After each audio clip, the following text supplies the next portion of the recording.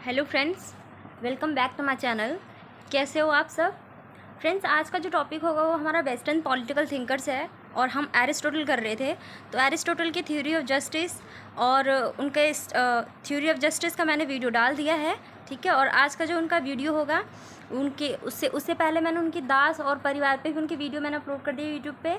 और आज का जो होगा वो लास्ट पार्ट है हमारा थर्ड, जिसमें हम एरिस्टोटल की क्रांति और राज्य का सिद्धांत को पढ़ेंगे, ठीक है। और फ्रेंड्स, जो भी चीज़ें मैं बताऊंगी वो प्लेटो से कंपेयर करके बताऊंगी, तो आपको एक कंपैरिजन क्लियर हो जाएगा कि उन्होंने क्या कहा और एरिस्टोटल ने क्या कहा, ठीक है।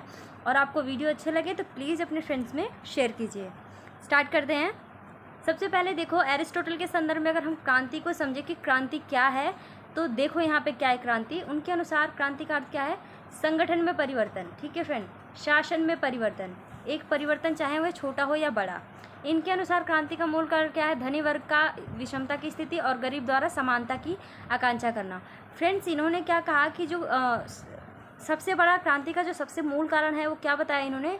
धनी और अमीर वर्ग के बीच में जो विषमता विद्यमान है, जो खाई विद्यमान है, उसको, ठीक है। अब वो चाहे मतलब आप अमीरी गरीबों को लेकर कह सकते हो, किसी भी चीज़ को लेकर, जाति वर्ग धन जो भी चीज़ें आएंगी, उन्होंने क्या कहा कि जो सबसे बड़ी विशेषता मूल कारण है क्रांति का, वो क्या बताया इन्होंने?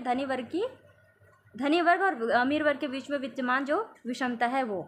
और क्रांति का इन्होंने सिर्फ एक मतलब एक वो नहीं माना कि एक क्रांति एक सीमित संकीर्ण है, ऐसा कुछ करके। इन्होंने क्या कहा? क्रांति हर शासक में परिवर्तन करने के लिए हो सकता है, चाहे वो छोटा हो या बड़ा, ठीक है। आगे चलते हैं। इन्होंने जो गरीबी और अमीरी के बीच में जो विषमता विद्यमान है, उनके प्रति दो समानता की बात करी। सबसे पहले निरपेक्ष समानता और आनुपातिक समानता। फ्रेंड्स, कमेंट में मुझे बताइएगा निरपेक्ष समानता और आनुपातिक समानता में क्या डिफरेंस है, क्योंकि मैंने नहीं लिखा है, ठीक है। आगे चलते हैं। प्रोफेसर मैक्सी ने एरिस्टोटल के बताए गए क्रांति के निम्नलिखित कारण बताए। सी फ्रेंड्स, आपको अच्छे से पता होगा कि जो एरिस्टोटल की बुक कौन सी है, पॉलिटिक्स, आपको बहुत अच्छे से पता है, ठीक है। पॉलिटिक्स जो कि बहुत ही फेमस है, और क्योंकि ये पॉलिटिक्स इन्होंने कैसे लिखी है? 158 कंट्रीज़ के कॉन्स्टिट्यूशन को पढ़ने के बाद, ठीक है।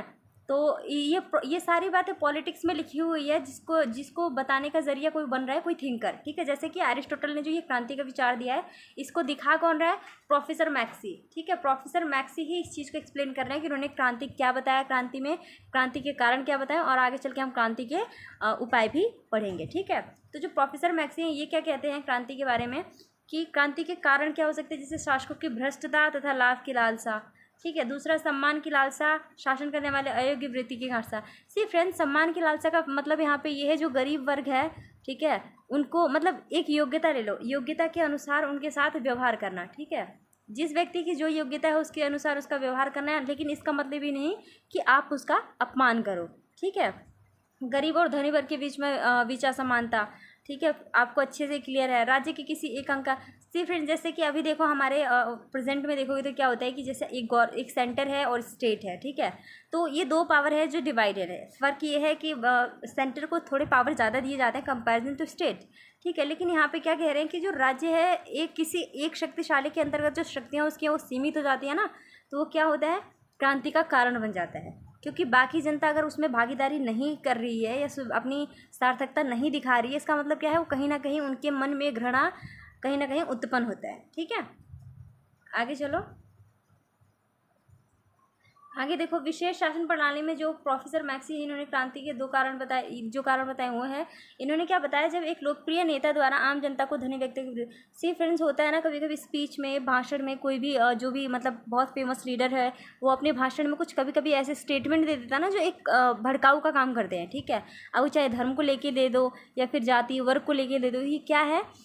ये ऐसे ऐसे ऐसे बातें हैं ना जो मतलब लोगों के अंदर मतलब संदेह की भावना, घृणा की भावना उत्पन्न कर सकती है, ठीक है। दूसरा, कोई भी एक लीडर है तो क्या करेगा? समुचित शक्ति अपने अंतर्गत लाने का प्रयत्न करता है, तो भी क्रांति का कारण बनता है।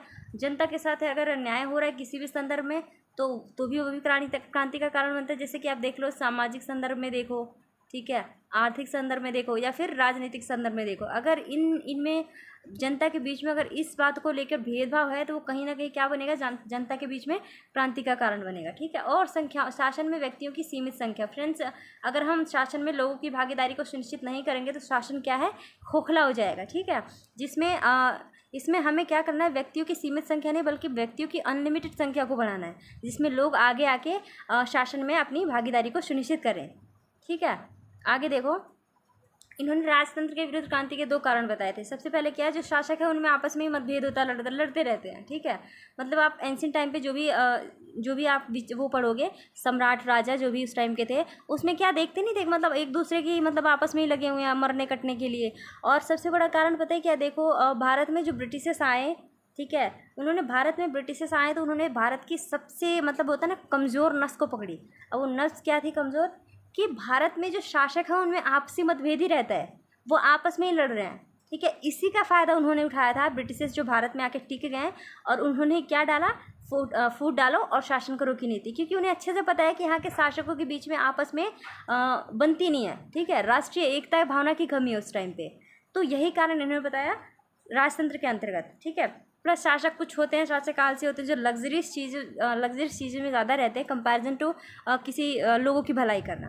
ठीक है, आगे देखो, क्रांति को रोकने के कुछ उपाय बताए थे मैक्सी ने, जो पॉलिटिक्स में, एरिस्टोटल के पॉलिटिक्स में लिखा गया। तो उन्होंने क्या कहा, जनता को कानून के नियमों का पालन और सम्मान की भावना रखनी चाहिए। शासकों द्वारा जनता से उचित व्यवहार करना चाहिए, क्योंकि हम ही उन्हें बना रहे हैं। ठीक है, अगर हमारे साथ ही वो लोग गलत व्यवहार करते हैं तो ये क्या है, कहीं ना कहीं शासन की छवि खराब होगी। ठीक है, आगे देखो, विषमता का अभाव। ठीक है, आगे भी है कि आवश्यकता से अधिक संपत्ति अर्जित ना करना, क्योंकि मैंने दास और परिवार में आपको बता दिया था कि अरिस्टोटल क्या कहते हैं कि आवश्यकता से अधिक संपत्ति उसी तरह से जैसे कि हथौड़ा मारना या फिर हथौड़ा बनाना। ठीक है, और मतलब इन्होंने कहने का मतलब ये था कि इतनी संपत्ति ना बनाओ कि मतलब ज़रूरत से ज़्यादा हो जाए, आप उतना बनाओ जितनी आपकी ज़रूरत है, ना ज़रूरत से ज़्यादा ना ज़रूरत से कम। ठीक है, आगे इन्होंने क्या कहा, एक ऐसी शिक्षा पद्धति विकसित करने की बात करी जो व्यक्तियों का विकास करे। व्यक्तियों का विकास का मतलब क्या है, व्यक्तियों का विकास मतलब उनकी सद्गुण, उनके वर्चू को बढ़ाए। ठीक है फ्रेंड, वर्चू बढ़ाए उनका। तो उन्होंने क्या बताया कि ऐसी शिक्षा पद्धति होनी चाहिए जो व्यक्तियों में सद्गुणता का विकास करे। ठीक है, आगे देखो, अगर हम निष्कर्ष देखें तो अरस्तु ने क्रांति का निरंतर होती रहती है। अरस्तु ने क्या कहा, जो क्रांति है वो निरंतर होती रहती है, लेकिन आप देखोगे ना, इन्होंने क्रांति को बहुत ही संकीर्ण स्तर पर लिया है। ठीक है, क्योंकि क्रांति आपको अच्छे से पता है, हर चीज़ में अगर हम क्रांति करते हैं तो कहीं ना कहीं वो क्रांति सफल हो रही है। ठीक है, और इन्होंने एक संकीर्ण का मतलब मैंने इसीलिए संकीर्ण कहा क्योंकि इन्होंने जो क्रांति का अर्थ लिया है वो सिर्फ राजनीतिक स्तर पर लिया है।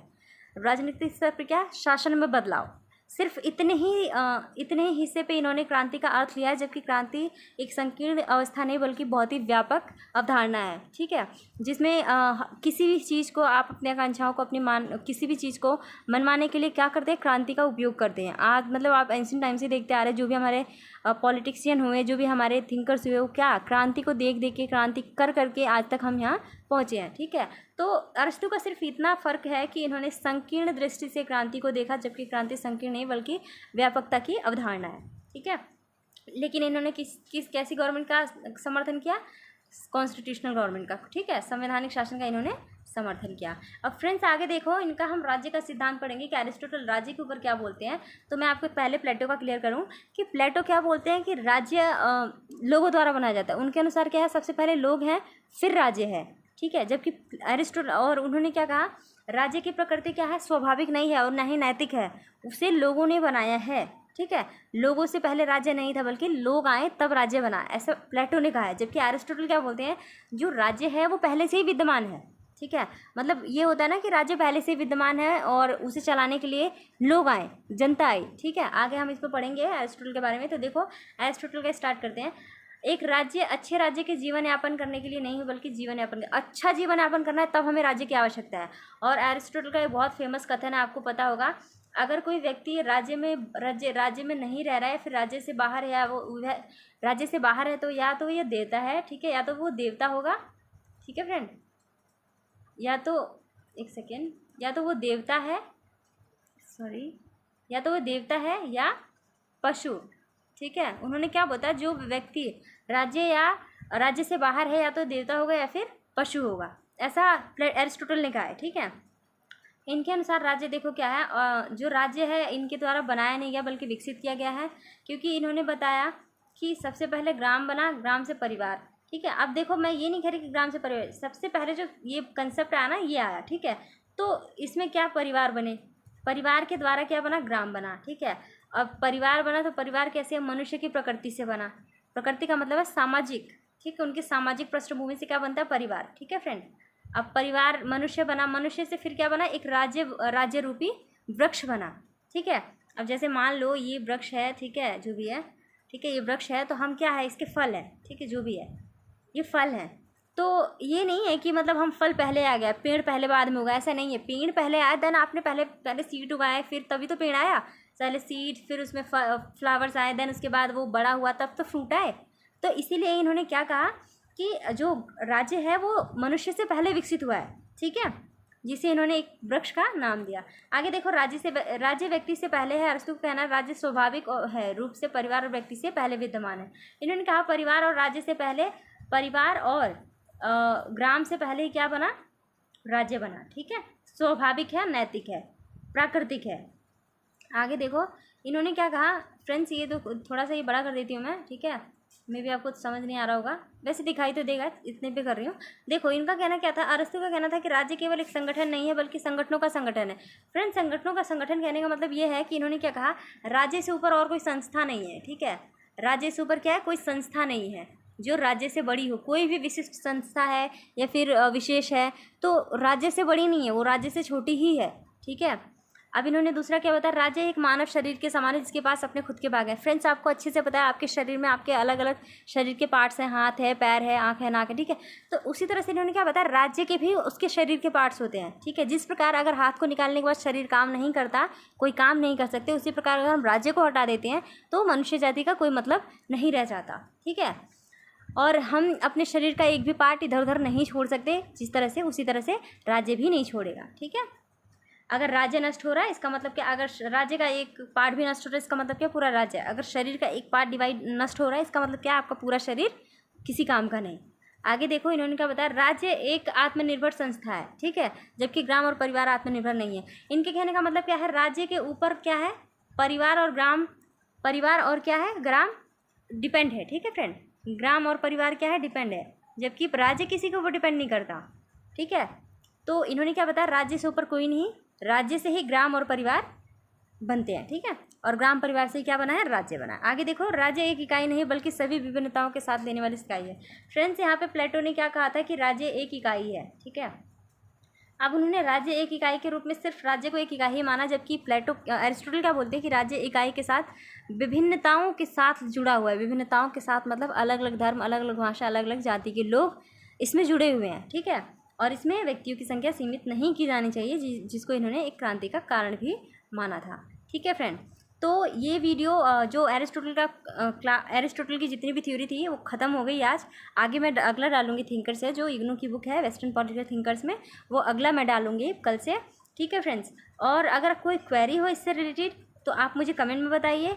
और ये नोट्स हैं तो आप वीडियो पोस्ट करके लिख सकते हैं, तो लिख लीजिए। और मेरे वीडियो आपको अच्छे लगे तो प्लीज़ मेरे वीडियो को अपने फ्रेंड्स में शेयर कीजिए, और लाइक, कमेंट, सब्सक्राइब, और मेरे चैनल को ज़रूर सब्सक्राइब करें। ठीक है। Thank you. Have a nice day.